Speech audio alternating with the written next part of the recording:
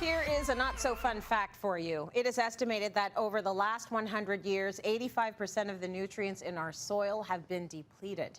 In fact, the fruits and veggies we eat today have less vitamins and minerals than they did 50 years ago. Andrea Donsky is here now to explain why this matters so much. So, Andrea, tell us about the importance of minerals and the role they play in our bodies. Sure. So minerals are important to help our body function. They're important for bones, sleep, metabolism, and hormones. So we have major minerals like calcium and magnesium that we need more of, and then we have trace minerals like iron and chromium and zinc that we need less of.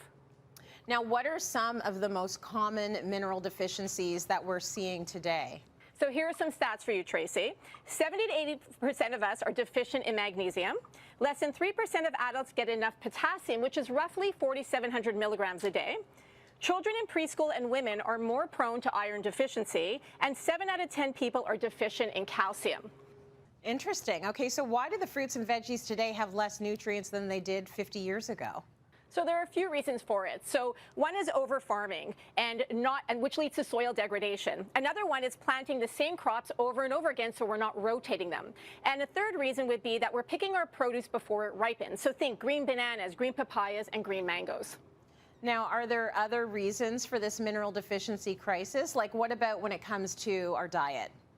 Bingo, Tracy, you got it. So yes, absolutely. When we're eating a diet that's very high in ultra-processed foods, which lacks minerals to begin with, then we might not have the minerals or the nutrients in our body. So we really want to focus on whole foods, fruits and vegetables, whole grains, good quality fats, as well as protein.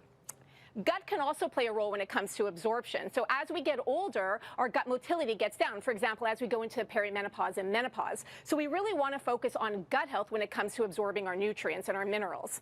Lifestyle also plays an important role. So stress can deplete certain minerals from our body, for example, like magnesium. And when magnesium is depleted, we become more stressed. So it becomes this vicious cycle. So we really want to focus on stimulating the parasympathetic nervous system, which is the part of our nervous system that helps us to relax. Meditation, deep breathing, walks in nature, all of that can make a big difference. And Tracy, you're not going to like this one, but alcohol can also deplete minerals from our body. All right. I think I probably already knew that one. But how would we know, Andrea, if we're depleted in certain minerals? What are the telltale signs? So this is the reason I wanted to do the segment, Tracy, because when I was renovating my house last year, I was eating a lot of processed foods and I was eating a lot of takeout foods. And I noticed that I had ridges in my nails and they were on all 10 nails. So I did some research and I found out that it was actually mineral deficiencies. So I changed my diet, I supplemented with some minerals, and they all went away. Some other telltale signs can be if your hair's falling out or you're really tired, perhaps you need more iron. If you have more anxiety than usual, you're not sleeping well, or you have muscle twitches and eye spasms, perhaps you need more magnesium. And if you have tingling or numbness in your hands and your feet, perhaps you need more potassium. But of course, you always want to speak to your doctor to make sure that you check it out to see what's going on with your body.